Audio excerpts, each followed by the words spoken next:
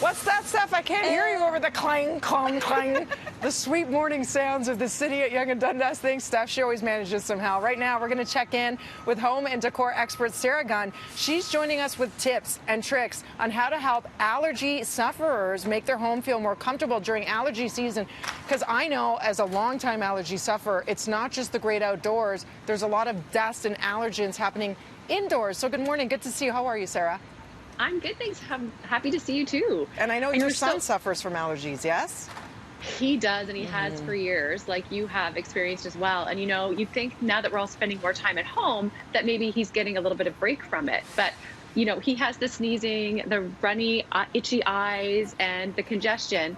And being at home, he is affected by indoor allergies as well, like dust and pets, mold for some people too. So I've learned over the years some tricks for helping make your home a safe and comfortable space for allergy sufferers. Yeah, there's some little things that you can do. A lot of things we could do, so let's go right through them all. Okay, so the first thing we do every day is we start off our day with a Reactin Rapid Dissolve. It's good for anyone over 12, and he turns 13 on Thursday. So he starts his day off with this, and it alleviates symptoms for indoor and outdoor, so it is perfect. And then for design decisions, first off, materials matter. So if possible, you want to have hard surfaces for your floors, hardwood, tile, that sort of thing, because it's easier to clean and easier to keep the dust away. Yeah. And as pretty as those plush rugs and carpets are, they are just like magnets for dust. So I try to avoid those as much as possible.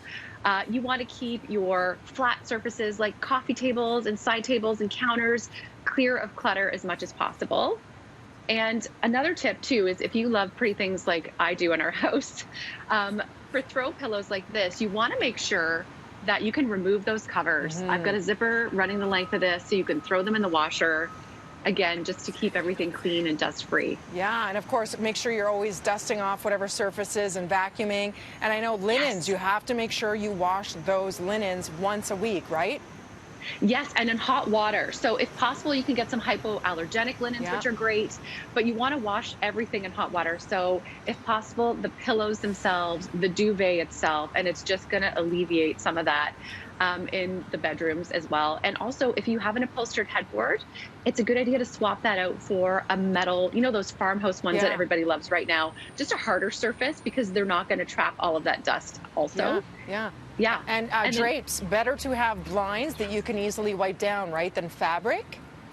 Yeah, because with the fabric ones, first of all, you have to make sure that they're washable, and not all fabrics are easy to throw in the wash.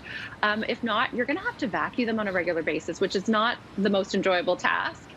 Blinds, easy to care for and easier to keep dust-free for sure. And a lot of people love carpeting because it's so comfy, but of course that's where all the dust and dust mites, they just hide in those little wee fabric threads. So you say if you can rip those out, maybe have like a thin area carpet rug or something to create that plush feel instead?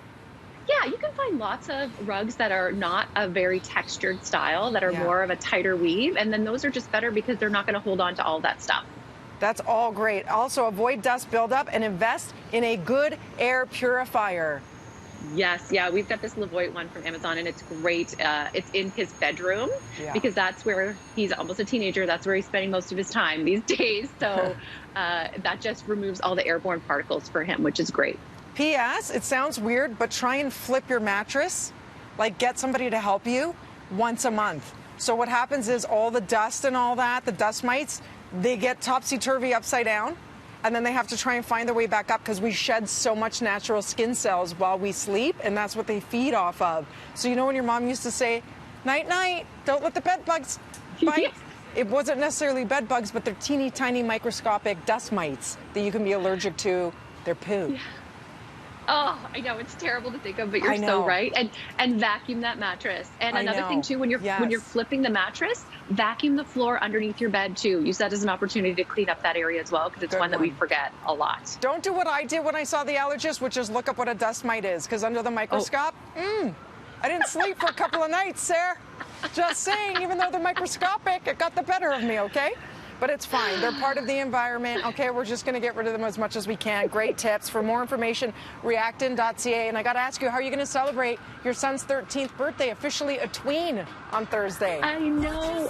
We're going to have a socially distant pool party with family. That's so nice. Yeah. Enjoy. Love to all of you. Thank you so much. Those were great tips, Sarah.